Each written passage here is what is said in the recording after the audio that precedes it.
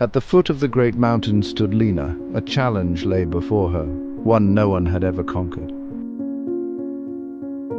With a deep breath, she began her ascent, each step bringing her closer to the unknown. The journey was arduous, but Lena's spirit was unyielding. She faced treacherous paths and harsh weather. Nights were cold and lonely, but the fire within her kept burning bright.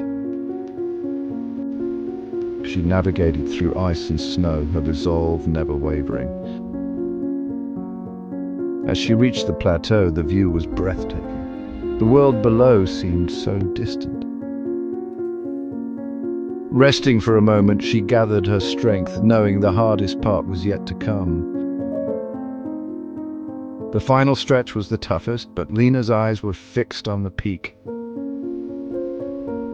And then she was there at the summit, victorious. Lena had conquered the great mountain.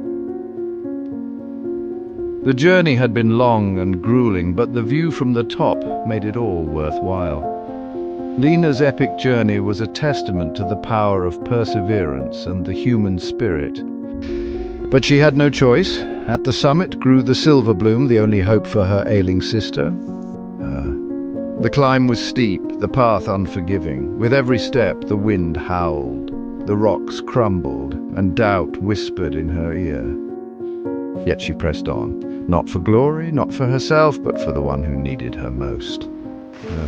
The mountain fought back, wind screaming, ice biting at her skin. But courage is not the absence of fear, it is the will to move forward despite it. And then, there it was, against all odds, she had reached the top. She had defied fear, she had conquered the impossible, and in doing so, she had given life. From that day on, the villagers no longer spoke of the mountain with fear. Instead, they told the tale of the girl who climbed it. Courage is not the towering oak that weathers the storm, but the fragile blossom that dares to bloom in the frost.